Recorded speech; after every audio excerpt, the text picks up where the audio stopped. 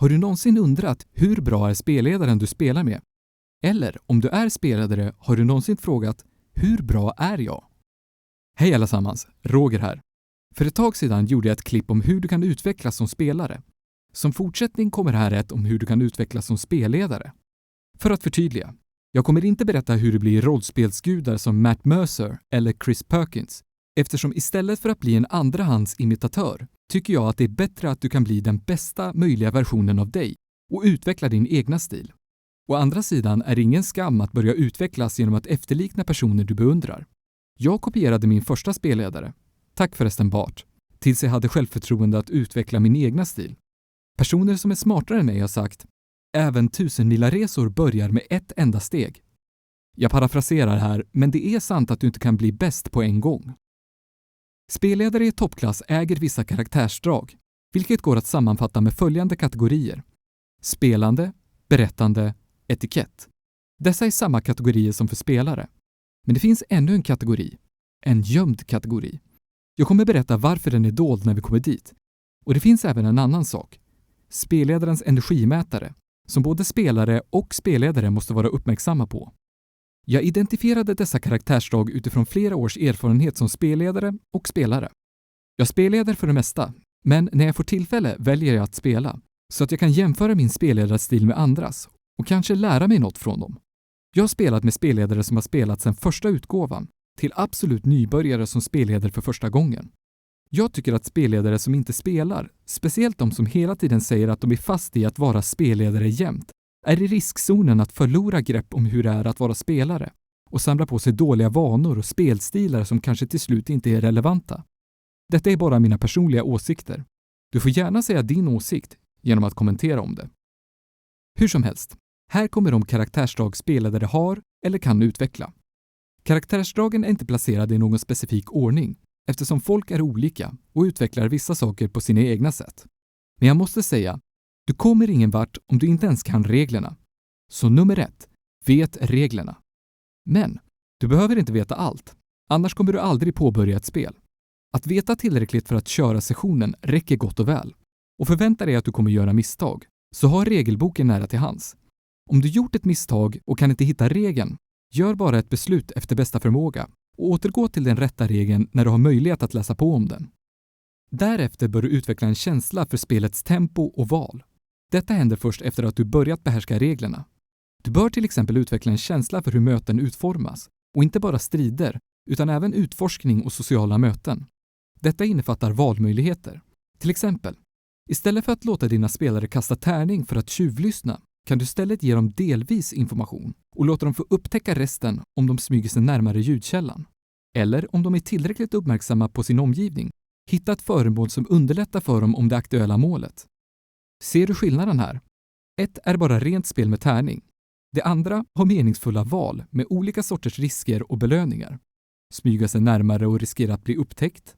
Eller gå miste om extra information om de inte hittar verktyget som skulle kunna hjälpa dem. Nästa. Lär dig av spelarnas spelstil.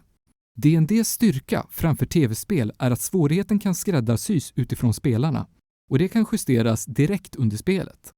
Riktigt bra spelledare bör kunna nyttja spelarnas spelstil och nyttja det till sin fördel och samtidigt utmana dem. När spelledare har lärt sig reglerna bör de kunna tänja på dem och skapa nya genom hembryggning. Bra hembryggning kan förse spelarna med nya intressanta upplevelser. Men framför allt, kom ihåg att berätta en berättelse, även under olika spelmoment. I vissa spel har jag sett att handlingen stannar helt när strid börjar och den fortsätter bara först när striden är över. Detta är faktiskt ett väldigt stort missat tillfälle. Strid är exakt där handlingen bör inträffa.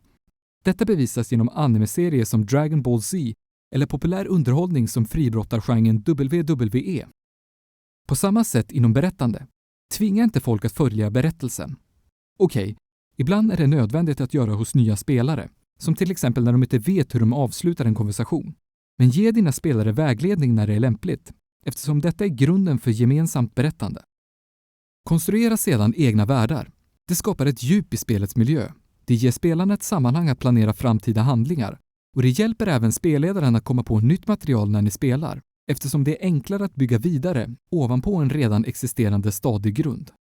Men var noga med att undvika att ge för mycket information på en gång. Världen du skapar borde förstärka spelupplevelsen och inte bli ett hinder som spelarna måste ta sig förbi för att kunna njuta av kampanjen. Även om en stadig grund är användbar, kom ihåg att spelarna är vid spelbordet för att de vill spela sin karaktär. Så gör plats för gemensamt berättande. Bistå dina spelare att skapa sina berättelsebågar och hjälp dem att berätta sin berättelse eller gruppens berättelse med sammanvävda karaktärsrelationer. Samtidigt så vill ingen uppleva en berättelse för första gången som de redan vet hur allt ska sluta. Skickliga spelledare borde få förtroende av sina spelare och att de förser dem med beståndsdelar som behövs för att de ska kunna utveckla en intresseväckande berättelse. Detta kan spelarna göra genom att dela med sig av sin karaktärs historia eller att de skriver ner en lista på saker de önskar ska hända deras karaktärs utveckling. Spelare älskar att bli överraskade, men skapa inte överraskning för sakens skull. För vi vet hur det kan gå. Etikett. Detta är grundläggande. Reglerna som dina spelare omfattas av bör även gälla dig. Snälla, ignorera inte barbaren i rummet. Ta hand om din egna hygien, passa tider och undvik att distrahera dig själv. Det är illa nog att vissa spelare inte kan sluta titta i sina mobiler. Men om du är spelledare och du gör detta, då får jag sno dina tärningar. Nej, stopp. Gör det inte. Jag bara skojar. Fast du är härmed varnad. En del saker som är unikt för spelledare är behovet att förbereda saker och sätta begränsningar. Utifrån hur spelledarens roll är uppbyggd behöver de planera saker inför en session. Vissa få begåvade kanske inte behöver planera alls, men de flesta behöver det. Ansvaret att vara spelledare skiljer sig från ansvaret som spelare. Så om du bestämt dig för att spelleda, bör du även leva upp till de förväntningar som gäller kring din rolls ansvar. Som ansvarsfull person bör spelledare även kunna sätta gränser. Om spelgruppen vill ha ett familjevänligt spel, sätt grundläggande regler för det. Om du vill ha en kampanj rikligt med rebellisk vuxenhumor, bjud inte in barn att spela med gruppen. Det är faktiskt väldigt enkelt.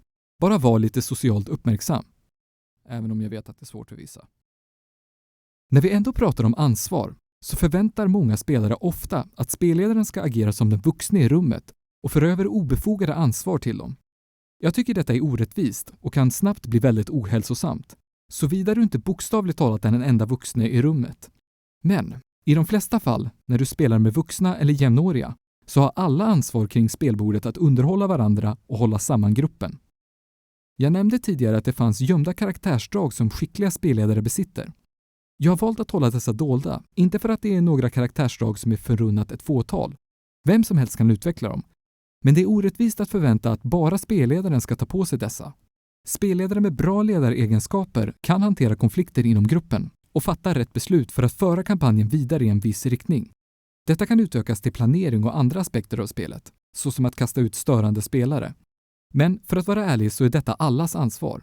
Din spelledare är inte din mamma. Ta ansvar för dina handlingar. Det är olyckligt att dessa uppgifter ofta faller på spelledaren, även i verkligheten. Så om din spelledare gör detta, då borde du uppskatta henne eller honom mer. Spelledaren gör redan väldigt mycket för att förbereda spelet. Allt annat är bonus. Om de kan göra röster, klä ut sig och skapa tillbehör åt dig så fantastiskt, du får något extra. Men för att tala klarspråk, ni befinner er vid spelbordet för att underhålla varandra.